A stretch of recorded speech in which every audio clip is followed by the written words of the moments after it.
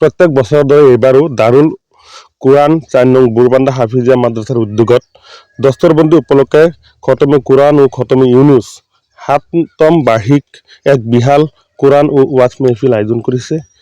উক্ত মেহফিল আপোনাৰ অহা 11 তাৰিখে অনুষ্ঠিত কৰা হ'ব।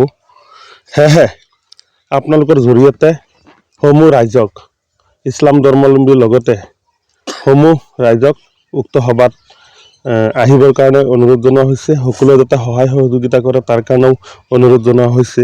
উক্ত সভাত আপোনাৰ বিশেষকৈ মুখ্যকাৰী শামছুল কুৰাৰা ও ফখৰুল হিন্দ হজৰত মৌলানা কাৰি তৈয়ব জামাল মাজাহাৰি সাহাব মহাতামিম জামিয়া উবায়া ইবনে কাব ৰাজিয়াল্লাহু আনহু সাহাৰানপুৰ উত্তৰ প্ৰদেশ।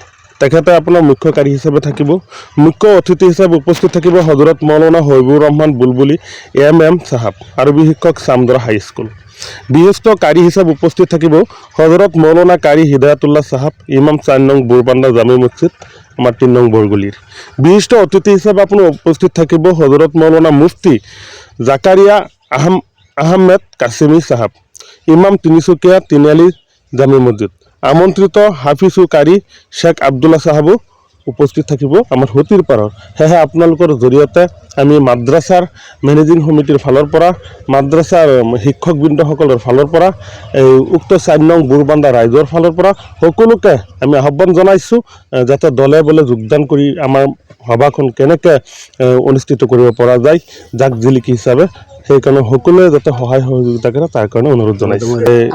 ইমান দূৰৰ পৰা বিশেষকৈ মুখ্য কাৰীজন আপোনাৰ বহুত দূৰৰ হয়, সাহাৰানপুৰ উত্তৰ প্ৰদেশৰ পৰা আহি আছে। ইণ্টাৰনেশ্যনেল আপোনাৰ গাড়ী হয়, তেখেতে আহিব আমাৰ উক্ত সভাত। সেইকাৰণে বিভিন্ন জাগাৰ পৰা বিভিন্ন পৰ্যায়ৰ মানুহবিলাক আহি উপস্থিত হ'ব আৰু ইয়াৰো আমাৰ বহুত মানুহ আছে। সেয়েহে আপোনালোকৰ জৰিয়তে সকলো মানুহক আমি আমন্ত্ৰণ জনাইছোঁ উক্ত সভাত আহিবৰ কাৰণে। আমাৰ ধৰ্মীয় জলসাবিলাকৰ জৰিয়তে আপোনাৰ এটা বাৰ্তা আমি দি থাকোঁ, সমাজৰ যিবিলাক কুসংস্কাৰ সমাজ বিৰোধী কামৰ লগত জড়িত থকা ধৰ্মীয় লোকক আমি ধৰ্মীয় সভাৰ জৰিয়তে আহ্বান জনাওঁ যাতে সমাজ বিৰোধী কামৰ পৰা বিৰত থাকে, অন্যায়ৰ পৰা বিৰত থাকে, বিশেষকৈ কুসংস্কাৰৰ পৰা বিৰত থাকে, সেইবিলাক বাৰ্তাই আমাৰ মানে দিয়া হয়। ইয়াৰ লগতে ধৰ্মীয় যিবিলাক আপোনাৰ কোৰাণৰ বাণী সেইবিলাকো আমাৰ ধৰ্মীয় গুৰুৰ দ্বাৰাই মানে প্ৰচাৰ কৰা হয়। এটা ধৰ্মীয় কোৰাণ শৰীফত আপোনাৰ সঁচা কথা লিখা আছে মানে কোনো ধৰ্মক টাৰ্গেট কৰিব নালাগে, কোনো অন্যায় অত্যাচাৰ কৰিব নালাগে, কোনো বেয়া কাম কৰিব নালাগে। সেইবিলাকেই আমাৰ যিসকল নেকি ধৰ্মীয় গুৰু তেখেতসকলে এইবিলাক আপোনাৰ বৰ্ণনা কৰি পেলাই আমাৰ মানুহক সজাগ সচেতন কৰে আৰু অনাগত দিনক ভালকৈ চলিবৰ কাৰণে আপোনাৰ শিকাই দিয়ে আৰু